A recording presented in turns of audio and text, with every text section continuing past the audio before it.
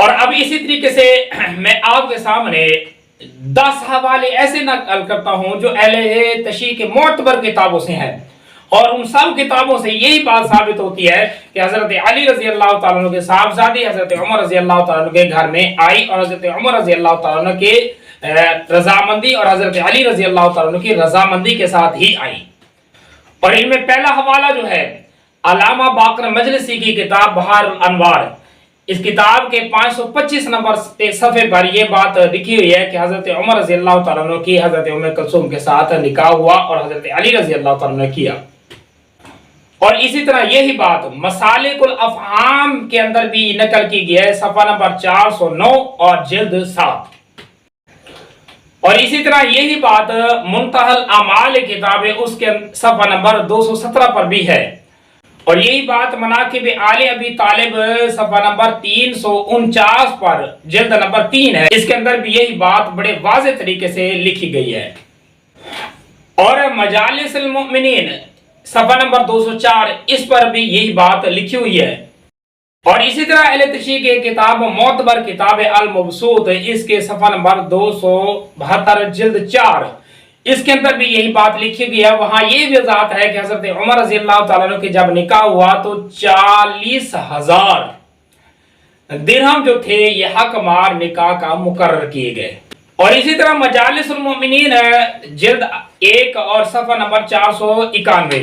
اس کے اندر یہ بات بڑی واضح طریقے سے بیان کی گئی ہے کہ حضرت علی رضی اللہ تعالیٰ نے حضرت عمر رضی اللہ تعالیٰ کے ساتھ اپنی بیٹی کا نکاح کیا، لیکن ساتھ یہ بات بھی لکھی ہوئی ہے کہ یہ جو نکاح ہوا نا، یہ نکاح اس وجہ سے ہوا کہ حضرت علی رضی اللہ تعالیٰ حضرت عمر کو کامل الایمان سمجھتے تھے،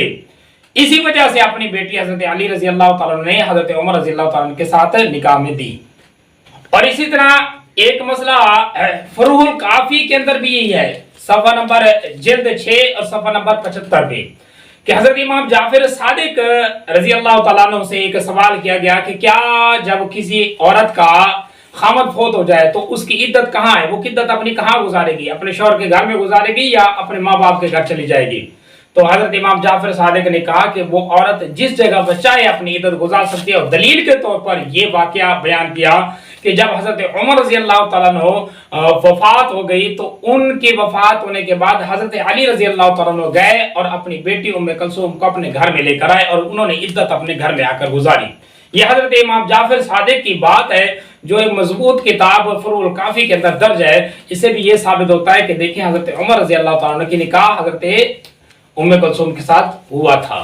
اور یہی بات الاستبصار ایک کتاب ہے جلد 3 اور صفحہ نمبر 430، اس کے اندر بھی امام جعفر صادق کی یہی بات عدت والی اور یہی حدیث بیان کی گئی ہے۔ اور ایک کتاب تہذیب الاحکام، اس کی جلد نمبر 9 اور صفحہ نمبر 343، اس کے اندر یہ بات بیان کی گئی ہے کہ حضرت علی رضی اللہ تعالیٰ کے صاحبزادی حضرت ام کلثوم کی جب وفات ہوتی ہے تو ماں بیٹے کی وفات ہوتی ہے، یعنی حضرت ام کلثوم کی اور حضرت زید بن عمر دونوں کی، جو حضرت عمر رضی اللہ تعالیٰ کے بیٹے